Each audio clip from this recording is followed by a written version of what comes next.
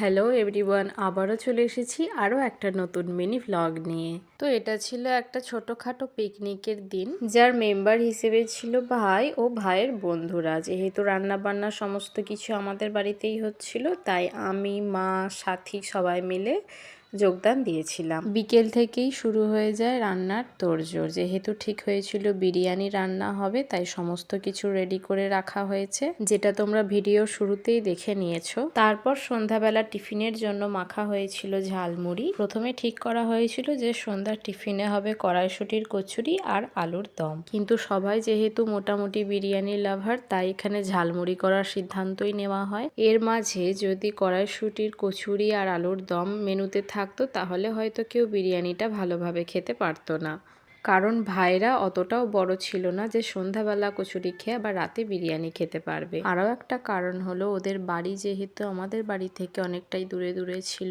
Plus ওরা ছোট ছিল, তাই ওদেরকে একটু তাড়াতাড়ি বাড়ি ফিরতে হতো। তাই সন্ধ্যাবেলা কড়াইশুঁটির কচুরি আর আলুর দম করা হয়নি, হালকা করে একটু ঝালমুড়ি করা হয়েছিল। তারপর এখানে সবার ঝালমুড়ি খাওয়া হয়ে গেলে মা এখানে আবার রান্নার দিকে চলে আসে। চিকেন কষানোর জন্য মা প্রথমে মশলাটাকে ভালো করে কষিয়ে নিয়েছিল। তারপর দেখো কত সুন্দর একটা কালার এসেছে। চিকেনটা কিছুক্ষণ কষিয়ে নেওয়ার পরের ভিডিও এটা।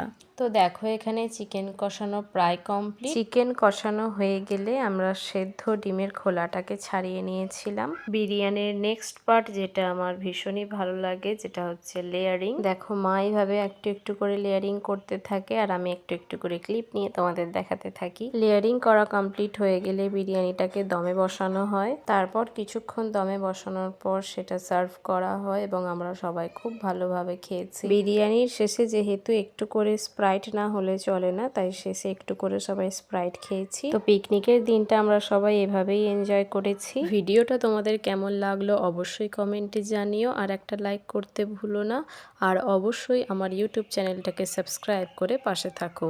দেখা হচ্ছে নেক্সট মিনি ভ্লগে।